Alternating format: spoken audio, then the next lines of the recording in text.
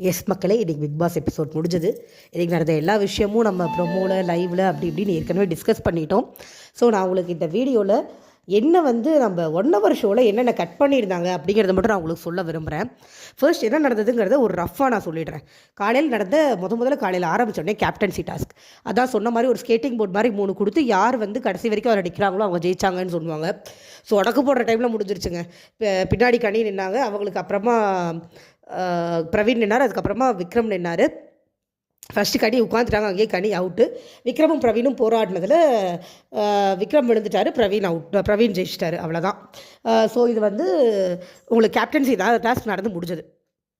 அதுக்கப்புறம் as a கேப்டனாக பிரவீனை இது பண்ண சொன்னாங்க. பிரவீனுக்கு ஒரு பவர் இருக்குது இல்லையா, இந்த இதில் ஜெயிச்சார், காம்படிஷனில் ஜெயிச்சார். அதில் சூப்பர் டீலக்ஸ் போகலான்னு சொல்லி நாமினேஷன் ஃப்ரீ பாஸும் உண்டுன்னு சொல்லி ஒரு பவர் கொடுத்துருந்தாங்க.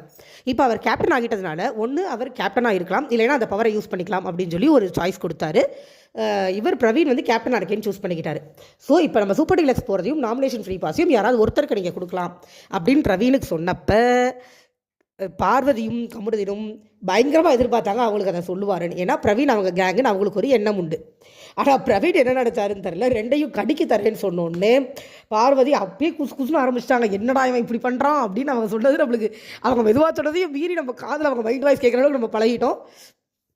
ஆக்சுவலாக அவங்க சத்தமாக சொன்னாங்க கபருத்தின்ட்டு, அது மெதுவாக விழுந்துருச்சு. அதுக்கப்புறமா அப்போ பார்வதிக்கு காண்ட் ஆயிடுச்சு, பிரவீன் மேலே முடிவு பண்ணிட்டாங்க இவனை வச்சு செய்யணும் அப்படின்ட்டு.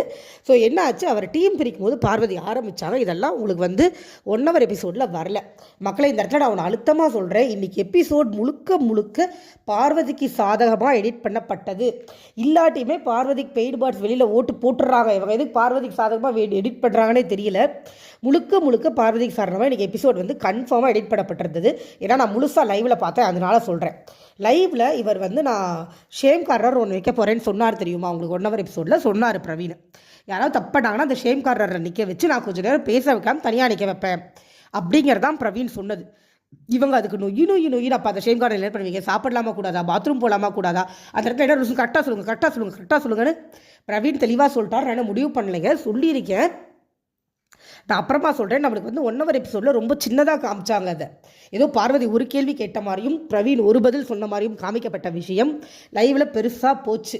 நொய்யின்னு சாவடிச்சிருச்சு அந்த அம்மா அங்கேயே பிரவீனை அகெயின். அதுக்கப்புறமா இதை முடிஞ்சிருச்சு. ஒரு வழியாக அவர் டீமை பிரிக்கிறதுக்குள்ளே செத்து நூடுல்ஸ் ஆகிட்டார். அதுக்கப்புறம் இந்த ஸ்வாப் நடந்தது இல்லையா உங்களுக்கு. அதுக்கிடையில இந்த இது நடந்துட்டு இருக்கும் போதே நிறைய ஆல்ரெடி ஒரு பிரித்த டீமை வர நிறைய மாறிட்டாங்க அங்கே இங்கேன்னு. ஏன்னா இது பிரச்சனை, அது சரி